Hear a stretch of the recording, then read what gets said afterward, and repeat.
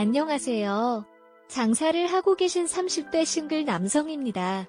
어렸을 때 참 예쁘셨던 사촌 여동생이 있습니다. 초등학생 때까지는 명절 때마다 가족들이 만나서 즐거운 시간을 보냈었는데 작은 아버지와 작은 어머니가 돌아가신 이래로는 그저 춤과 웃음으로 그냥 보내왔습니다. 어린 날의 마음속에는 사촌 여동생에 대한 좋은 기억이 많이 남아 있습니다.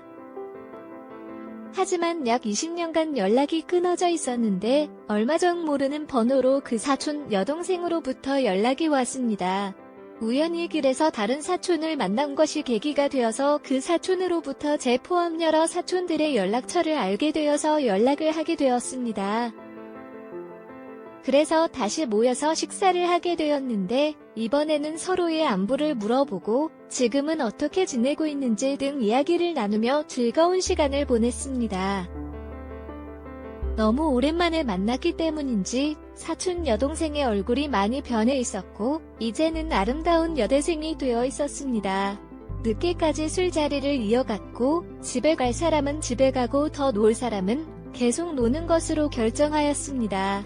4명이 함께 술과 안주를 사서 집으로 돌아가서 더 한잔하면서 이야기를 나누었습니다.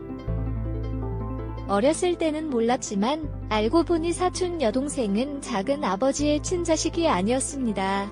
그때 당시에 작은 어머니가 작은 아버지와 재운 적이 없었고 그때적 남편과 사이에서 태어난 딸이었습니다. 이에 작은 아버지와는 별다른 연락을 하면서 지내지 않았다고 합니다.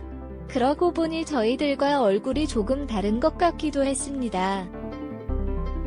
확실히 어렸을 때부터 외모적으로 훨씬 더 뛰어났던 것 같습니다. 또 이야기를 하다 보니 작은 어머니는 작년에 암으로 돌아가셨다고 하였습니다.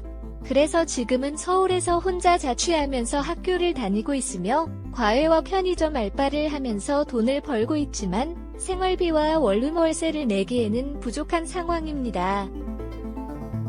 그렇지만 작은 어머니가 살던 아파트에서 나오는 월세와 남겨주신 돈을 조금씩 꺼내 쓰고 있다고 합니다. 졸업을 아직 하지 못했지만 내년에 취업을 하면 중생활이 나아질 것 같다는 희망을 품고 있습니다. 술을 많이 마신 것과 혼자 살기에 쉼평 아파트는 넓기 때문에 사촌 여동생만 괜찮다면 언제든지 제 집에 들어와서 살아도 된다고 하였습니다. 그러면서 원룸 월세 및 관리비를 아낄 수 있으니 잘 모아서 필요할 때 쓰라고 하였습니다. 그래도 되냐는 말에 고맙다며 저를 끌어안았을 때 마음이 떨리며 분명 사촌 여동생이었지만 어느 순간 여성으로 느껴졌습니다. 그리하여 사촌 여동생이 제 집으로 이사 오게 되었습니다. 안방에는 트레수리룸도 있고 파우더 섀도우가 있어서 여성이 사용하기에 더 편리하다고 생각했습니다. 또한 여성이라서 옷이나 액세서리 등을 많이 가지고 있을 것 같았기 때문입니다. 그래서 사촌 여동생이 사용하기에 더 좋을 것이다라는 판단을 내렸습니다. 그리하여 함께 지내면서 일이 끝나면 집으로 바로 들어가려고 노력하고 있습니다. 그렇기 때문에 사촌 여동생이 집에 있을 때는 함께 만들어 먹기도 하고 영화도 보면서 즐거운 시간을 보냅니다. 하지만 다 큰 성인 남녀가 너무 편하게 지내는 것은 아닌지 약간의 문제가 될 수 있습니다. 함께 술을 마셨을 때 잠들면 별다른 일은 없지만 같은 침대에서 앉고 자다가 일어나는 경우도 종종 있습니다. 옷차림도 점점 더 편해지기 시작했고 가끔은 너무 속살이 보여서 조심해달라는 말을 했지만 보고 싶으면 보라고 대놓고 더 보여주기도 했습니다. 어느 날 함께 술을 마시던 중 사촌 여동생이 옷을 벗었습니다. 이때 남자다운 척 하기는 아니라며 그녀의 가슴을 잡았습니다. 그러나 그녀는 강하게 반발했고 이제 놓아달라고 했습니다. 저는 그녀를 안고 침대에 눕히고습니다. 그리고 그동안 참아왔던 마음을 털어놓았습니다.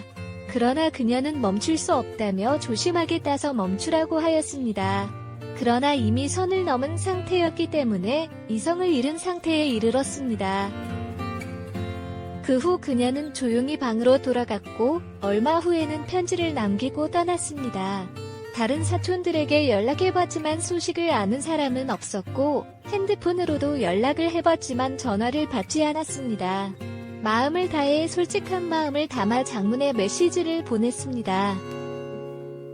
동생이 아니라는 걸 고백했는데 며칠 뒤 각종 암사가 돌아와서 진짜로 여자로서 생각하고 좋아했다면 나한테 그렇게 했으면 안 됐다며 상처를 준 적이 있었다고 합니다.